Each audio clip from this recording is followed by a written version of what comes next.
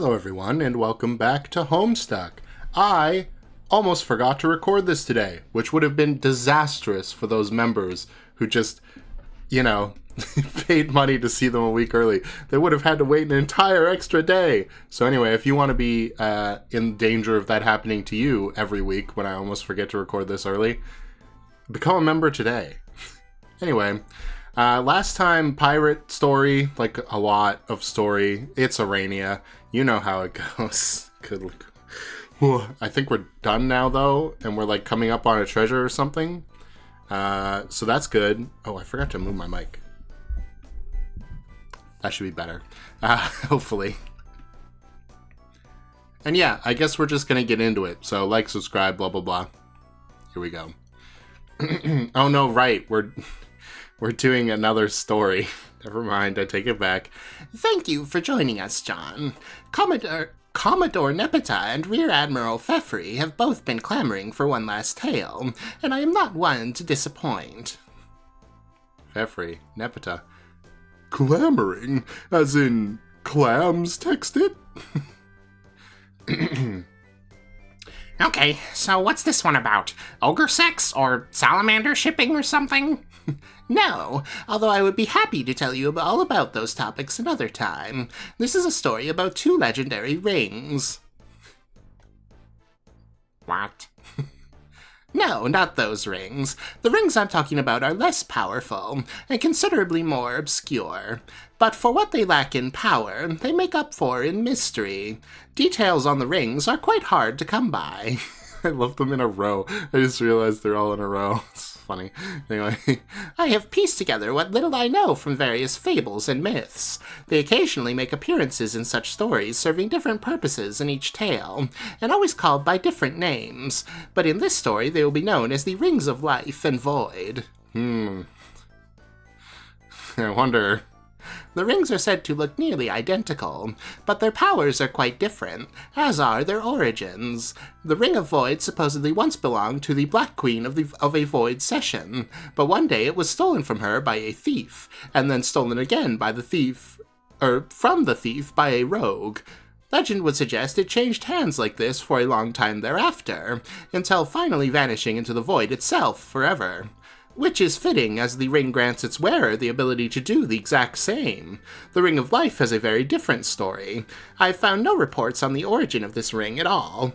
Like many magical artifacts, it may not even have one, which is comprehensible. Earliest reports I have read would suggest it was the first ring.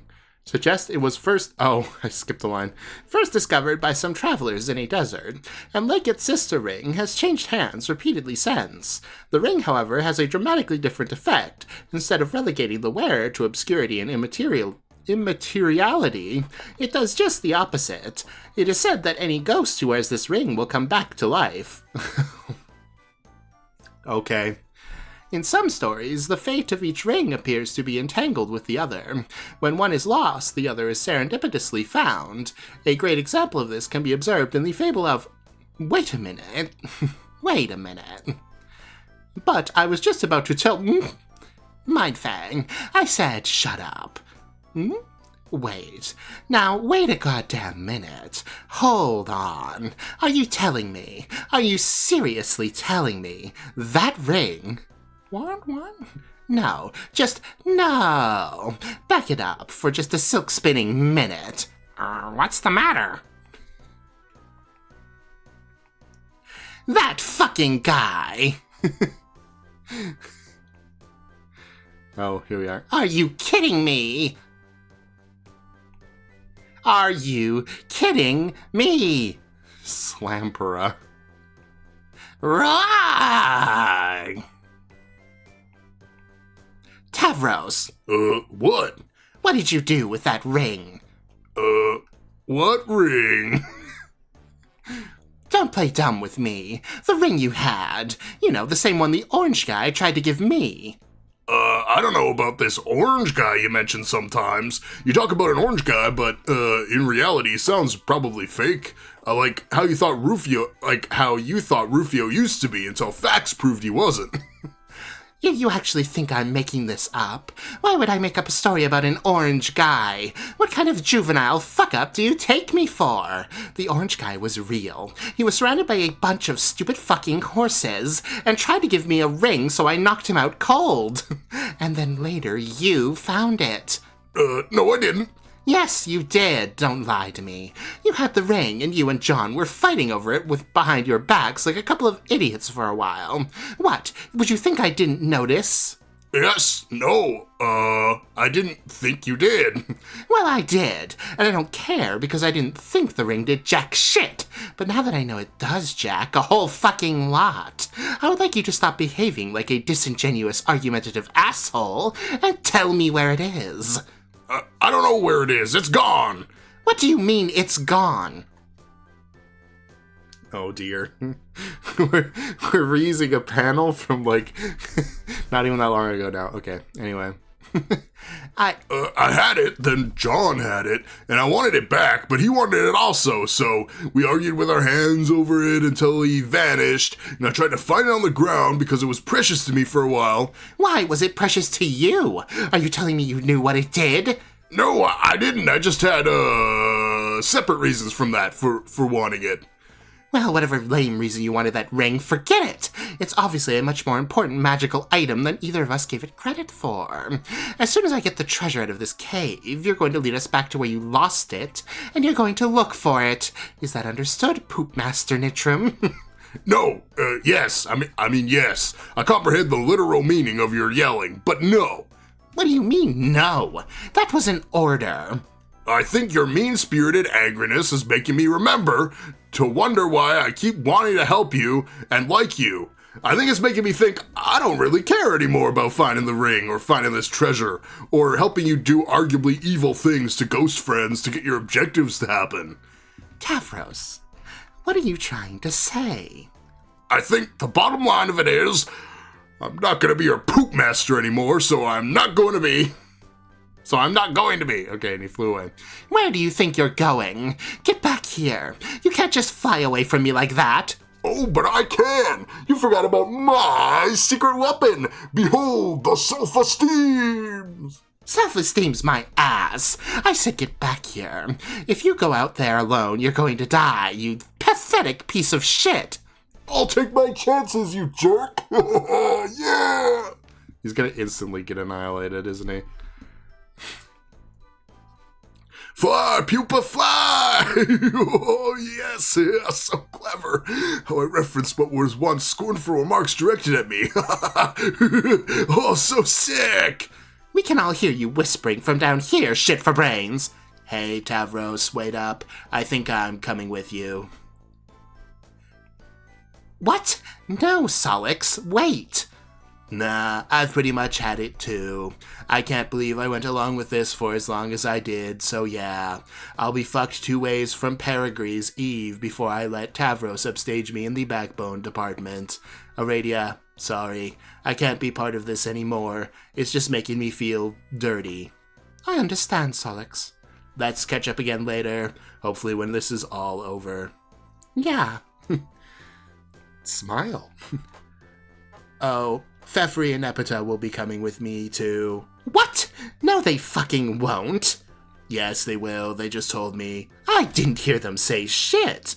They both gave me meaningful glances, like as to say, oh yeah, let's bounce. Wonk. Wonk. You're blind. How could you see a meaningful glance? Instead of underestimating the perspicacity of the sensory impaired, why don't you bite me? No, they can't go. Commodore Nepeta and Rear Admiral Fefri are both critical members of my crew that joined 5 minutes ago. This is mutiny. Vriska, I'm on your side here, but I feel I should point out that technically they both outrank you. Excuse me? No, they don't. Come on, I just gave them titles that sounded cool. How can you outrank a captain? By being a Commodore. A Commodore outranks a captain? Yeah, afraid so. Yes, and Rear Admiral outranks a Commodore. No, but I thought a rear admiral was like some sort of joke rank. Who can take a rear admiral seriously? It might as well be a poop master. No, sir, it's actually a real thing. Goddamn, for a pirate, you really don't know fuck all about nautical junk. This is pretty embarrassing, to be honest. Yeah, this stuff is super interesting. JK, losers. Anyway, we're out. Okay, I was fine with Tavros dying, but this, please don't die. Ladies. Just lifting him into the heavens. Good riddance, you backstabbing ingrates. I hope Lord English eats you all. Hey, Vriska. What? Actually, you know that ring? What about it? I have it now. You do? Where? Let me see. No, I mean, it's not on me. I guess I wasn't wearing it when I fell asleep. It seems to have the power to come with me in and out of my dreams as long as I'm wearing it. That's how I got it in the first place. I had it on when I woke up. You were wearing it? Why? And why were you playing keep away with it in the first place? I mean, aside from the obvious fact that messing with Tavros on its own is a hilarious reward. I don't know. I guess I liked it, and I wanted to hang on to it for some reason. But I didn't know I would wake up with it. This is perfect. That means all you have to do is put it on when you wake up, then come find me the next time you go to sleep. Yeah, maybe. Maybe. I'll think about it. You'll think about it. Well, yeah, it sounds like an important item, so deciding what to do with it's kind of a big responsibility. It's supposed to bring ghosts back to life, but we don't know how it works. What if it only keeps you alive as long as you're wearing it? That would mean only one ghost could come back. Right. All the better reason to let me use it. But there are a lot of ghosts. I'm just not sure what to do with it yet. Wait, you're not actually thinking of giving it to someone else, are you? That's my ring. The orange guy gave it to me. Yeah, well, frankly, I don't give a shit about the orange guy. The ring is mine for now, so I'm the one who has to figure out what to do with it. Speaking of waking up, it's probably time I got going too. So, I'm not trying to join the mutiny or anything, but I do have friends waiting for me out there. John, wait. I hope we're not parting on bad terms here. You aren't holding all this treasure hunting shit against me like Tavros is, right? We're still cool, right, John? If you have to leave, I get it, but I really want us to stay friends. I've always felt like we had a special bond, John. Like, we're both always in the position of having to take charge as leaders, and if we don't ask, even if we never asked for that responsibility. And I don't want to pressure you into anything, but I would really appreciate it if you at least think about me next time you take a nap with that ring on. It's fine, we can stay friends. I don't really like to make enemies with people, even if they're what?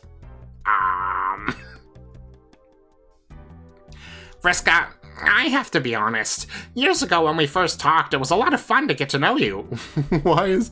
God, Aradia's face is scary as hell. Like, the other two are, like, silhouetted. I guess because she's still alive, but the red eyes and everything, the big smile, ooh. It was a lot of fun to get to know you, and I admit I thought about you a lot since then. But I guess I never quite realized how little I actually understood you. During this crazy treasure quest, I tried to reserve judgment, but maybe it was just a troll thing I didn't get, but seeing how those other guys felt about it, I think it's more complicated than that. Obviously not all trolls are like you, and I know I'm not. Maybe this was all for a good cause, but it still felt like a pretty fucked up way to go about it. And all I'm saying is, I'm ready to go. I've seen enough and I miss my friends. I'll think about what to do with the ring, but honestly... Honestly, what? Again, I'm just keeping it real. But if I'm really thinking hard about who I should bring back to life, I don't know if my conscience can justify bringing back someone so... dangerous. Fine. Don't give me the ring, then. Actually, you know what? Even if you change your mind someday, forget it! I don't even want it anymore. You don't? No. I've been dead this long. What's a little longer? Keep your ring. I don't want anyone's pity. So beat it, Egbert. Well? Huh? John, I thought you were leaving. Oh, right. I guess I'll just be... What are you, a fucking idiot? Don't go yet! What? Look, you've made yourself perfectly clear. You think I'm a heartless monster, and you don't want to help me out. Whatever. But are you seriously going to check out of this dream like 2 minutes before you see what the treasure is? Holy crap, dude. Where's your sense of curiosity? If I can manage to put up with you for a little longer, I think you could stand my morally bankrupt company long enough to find out what this thing is. Why am I the only person in Paradox Space who actually thinks? Oh, sure. I guess I'll go a little further and check out the treasure. You're right. It'd be dumb not to. Good. Disrobe. Party's over, folks. The Pirate Playtime Wiggler Jamboree was fun while it lasted, but it's time to get serious. Oh, it's a big fiery X on the floor. The treasure's down there. If my guess is right, it should be buried in one of his ancient memories. By now, we've all been windbagged to hell and back by my dear ancestor, so I'll trust nobody's going to mind indulging one of my stories. There was a pretty good yarn about this treasure I read once during our travels. I found it in some damn memory, but who knows whose. It was a good read. Impeccable prose. Failing to do it justice would be a real matter of grey morality here, if you ask me. But right now, I ain't in the mood to figure out how not to make it fucking suck, so I'll just say this. It was supposedly a weapon that once belonged to him, but he could never use it without altering its nature, meaning he could only use it once. So he did. After that, it could only be used again one more time, and only as a weapon against him. Knowing it was one of the keys to his defeat, he had it locked away deep in the void. That's it. Part 1 of my story. Hold your applause. Guess we'll find out if it's true. Or if it turns out all my despicable shit was in vain. Ugh. Not that it would even matter to some people. You know, they can say whatever they want about me, but somewhere out there is a shimmering new universe growing in a big ball of water. He's looking hells a majestic, amphibious and resplendent. His glorious croak would bring you to your knees. That universe is going to give life to billions of trillions of zillions of cute little aliens. You wouldn't even believe how pretty and wonderful and happy all these aliens will be. It's making your lip tremble just thinking about them, and how worth saving they are. Wow! You could walk up to one of those aliens and put your hand on its innocent shoulder, and with a straight face you could say, "Sorry to break it to you, but tomorrow a guy named Lord English is going to destroy your universe. You're all going to die." And when that alien looks up at you with tears in its eyes, just before the first one rolls down its weird alien cheek, you lean in close to its absurd alien ear and whisper, "Psych." That's because you know a long time ago, in an obscure pocket of reality the alien can never understand or give a shit about, some crazy girl sacrificed the lives of a bunch of ghosts in order to kill that guy forever. They were already a million sweeps past their prime, existing on borrowed time, luxuriating in a kind of bizarre metaphysical longevity few others will ever enjoy. Just a fresh batch of bait the squid gods kept on ice for an insatiable fisherman because they were sick of being hunted themselves. Those ghosts were all that stood in the way to the end of an eternal holocaust, and the sparing their souls ain't different in my view from personally committing atrocities on a cosmic fucking scale. I only ever wanted to do the right thing, no matter how it made people judge me, and I don't need a magic ring to do that. You don't have to be alive to make yourself relevant. You don't have to be a good person to be a hero, and you just have to know who you are and stay true to that. So I'm going to keep fighting for the people the only way I ever knew how. By being me. Where'd she go? Kanaya? We're in Cantown.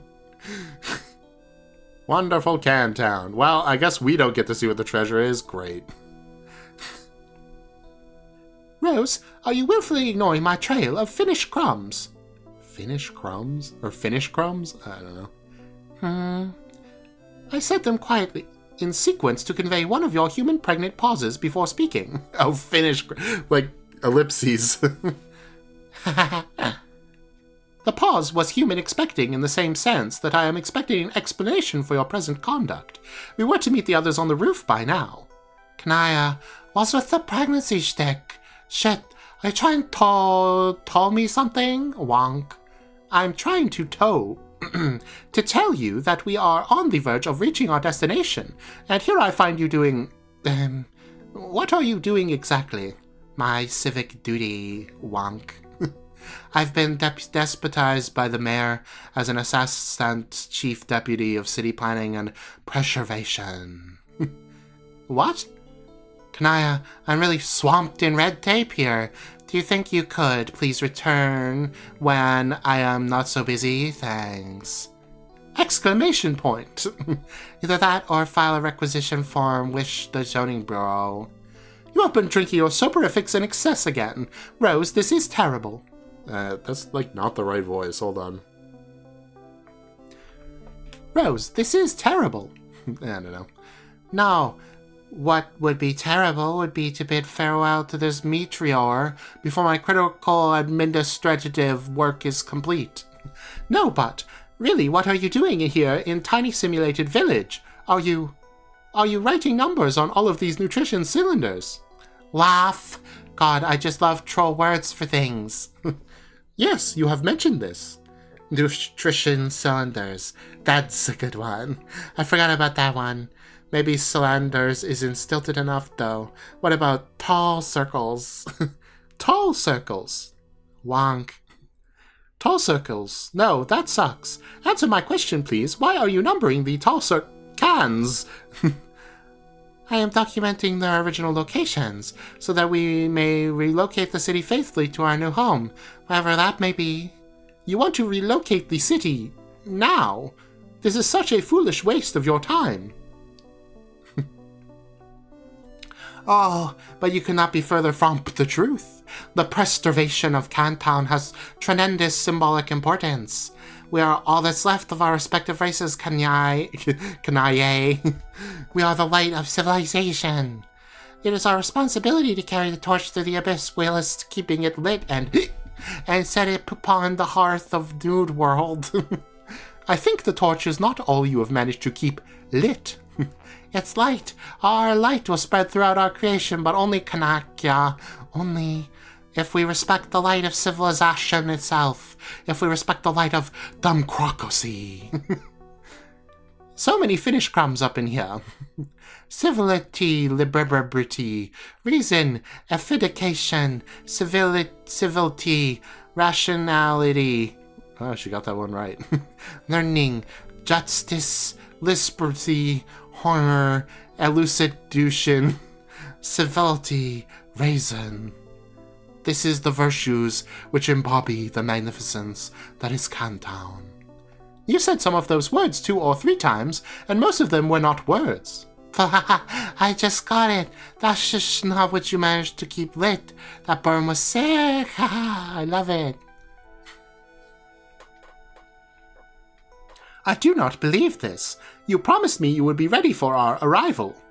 I am ready. My god's robe is on and everything. This is not ready. When I said ready, I believe your sobriety was more than implied as the operative criterion. Canasta, you so wordy, wonk. Oh! I have been as polite as I can, but honestly, your demeanor is not nearly as charming as you appear to believe when you have consumed a lot of that liquid. You have assured me that chronic and habitual exploitation of this substance is not a problem for your people, but at this point I must conclude that you are just lying. Why? Why did you do this just before our arrival when you told me you wouldn't? Well, I wasn't going to, but I started to think about everything, about meeting my mom, and I started getting nervous. But you can't help us like this. We need you. You are the smartest one on this meteor, by quite a lot. Hey now, Kapaya, I'm flatter. Kapaya, I'm flatter. But I think you might be selling the mayor short. What? This guy, let me tell you, this guy is the best, wonk. Okay, that was literally the most inebriated thing you have ever said. Even the mayor's like, what is happening here? No, but Karkaya! The mayor, I'm telling you, the fucking mayor. Why thy friend? You are not actually suggesting this simple creature dressed in rags is your intellectual superior. And what if I am, Angry Wonk? How would one even draw this conclusion? He does not speak. Oh, he has his ways of letting his thoughts be known. He has his ways.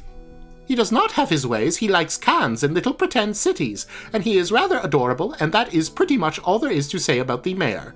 Please do not distract from important issues with talk of fake mayors.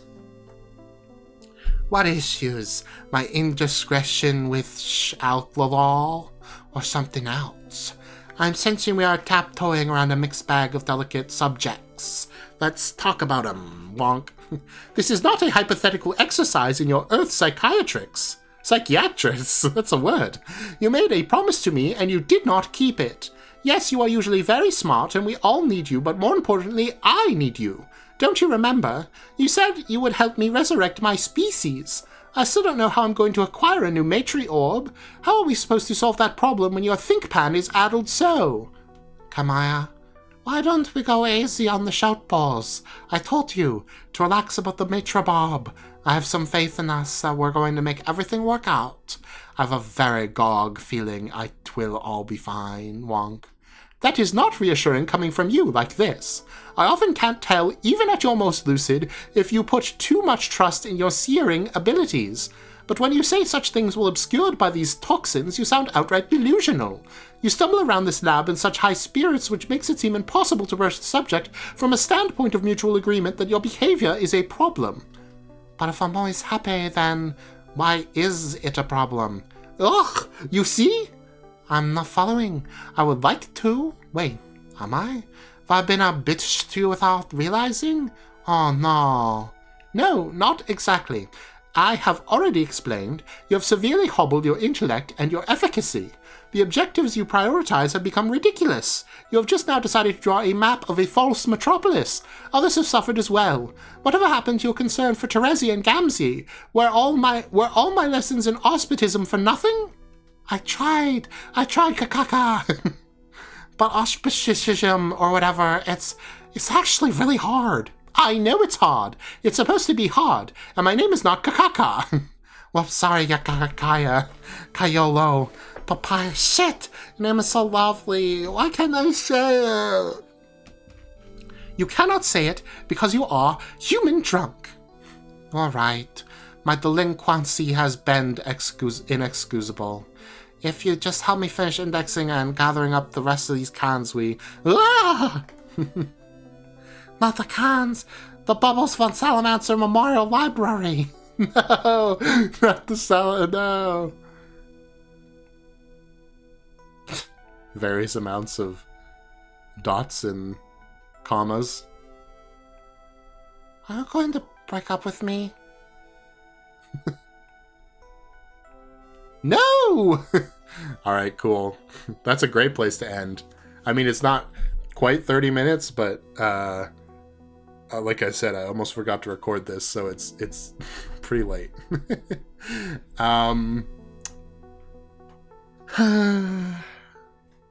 I mean, I guess this is a character arc for Rose.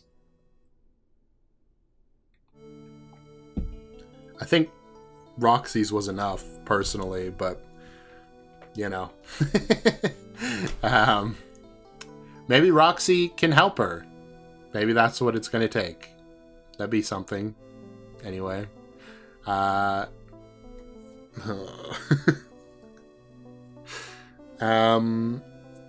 did... Okay, the Vriska content in this episode was pretty good. I like Vriska. I've said this a lot of times. I think she's probably one of the most interesting parts of the comic. Like, whenever she's on screen, something is happening, you know what I mean? There's very rarely a time when Vriska's on screen where something isn't happening, where we're just doing something that's going to be completely irrelevant later, which I appreciate, alright? And I like that we outlined her philosophy a little bit, but we've also, you know, got pretty much everybody saying she's wrong. It makes sense from both of their standpoints, I think. I think the issue is, at this point, is that Tavros stopped being a character. So, like, Vriska could never really, like, apologize to him, right? Because, like, his character arc, everything about it is basically over. He's just here because that's a dynamic that we're familiar with, essentially, and it is playing out the exact same way it used to. I think it would have been very funny, / interesting, or whatever, if, like, Vriska and Tavros actually, like, made up in the afterlife. It was like, yeah, I was a dick to you for no reason, I'm sorry. But then, like, the more they started working together, they just naturally go back into that, like, classic Vriska Tavros structure. And it's kind of, I think, what was attempting to be happening there, where, like, Tavros was like, I got my self-confidence back. but it didn't really go anywhere, you know? It didn't feel substantial, I guess. Like they were ever really on a place of mutual respect, which you could argue like Vriska's just incapable of that, you know? But it seems like she isn't. Like at this point, the way we're characterizing Vriska, it seems like the idea is, the characterization we're supposed to take from Vriska is she's kind of like an anti-hero that does what has to be done, even if it's not pretty, right? Which kind of makes sense for her, at least in-game actions. Like, she tries to force Tavros to kill her and stuff, even though it's not pretty, so she can become a god tier, and give of course, give her ultimate power, but also give everybody else a chance, right? It's that sort of a character, where it's like, oh yeah, I'm gonna do something that will be good for everybody, but only because it's also really good for me. You know what I mean? Like, I get to be the hero, and sure, it is helping everybody else, which is why they should help me become the big hero, but I have to be the big hero. That's Vriska's thing. I just feel like we started with her in such a dark place, with her, like, nearly killing, like, so many of the good characters early on. Or at least the characters that we understand to be good, right? The good guys. That it's hard to walk that back, you know? Like, crippling Tavros, it's hard to get over that and be like, yeah, well, it was just the culture, you know? Because I feel like that's also kind of being lampshaded a little bit with John when John is talking to her. Because he's like, I thought it was just a troll thing, but I think you might actually just be, like, bad. so it's not like it's a forgotten part of her character. It's just interesting the way she functions, I guess, in the narrative, always. It's like, yeah, we're going to acknowledge that she's basically done some bad stuff that doesn't necessarily align with the rest of her characterization. But, like, now we're comparing, like, that bad stuff to her putting the majority over the minority of people that everybody cares about, you know? It's weird. Because, like, a part of me is like, yeah, okay, Vriska is doing probably the morally the morally correct thing here in saving thousands upon thousands of potential lives by sacrificing, like, a few hundred random doomed timeline ghosts, right? Yeah, it sucks, and she's mind-controlling them to sacrifice themselves. But if Lord English wins and he blows up all the horror terrors, then they die too, right? And eventually he's going to kill them all anyway. It's like if you could kill the concept of death, but to do so you'd have to, like, kill, like, 100 people who you are, like, copies of your friends. It's like, I mean, obviously it's a little different because, like, there's then the argument of, like, well, is death a good thing? Because then there'd be, like, you know, ever-growing population and blah, blah, blah. But in this, like, dream world, perfect utopia, basically, where anything can happen and it's, like, there's no outside forces that complicate the issue. Preserving that seems like a pretty noble goal. And yet, because it's Vriska, and you have all this context of who she is, it's hard for me to, like, agree with her, you know? Because, like, yeah, she's doing this good thing for probably the wrong reasons. But she is still doing a good thing, so, like, what can I say, you know? This is why I love Vriska, because I can just talk about something and it actually matters. Instead of like, oh, the writing or whatever. It's like, oh, I can actually like interrogate a character's decisions. It's nice. It's very funny to introduce 2 more like just random rings. It's like, oh yeah, we already have the king rings that transform you into the super god form. But also there's these other rings. Like, why not make them like a necklace or something? Or like a crown? That would have worked. I don't know. It's funny. No, not those rings. Like, it just seems arbitrary at this point, but whatever. So yeah, I'm a fan of the Vriska stuff. Not a huge fan of the Rose stuff, unfortunately. Seems like Rose always gets the short end of the stick and she can never just be herself. She's got to be possessed by a demon or alcohol or what was the thing before that? Oh yeah, or she's just like talking to Doc Scratch all the time and not interacting with anybody. Can Rose just be Rose, please? Maybe soon. Let's hope so. Alright, thanks for watching. See you next time. Bye bye.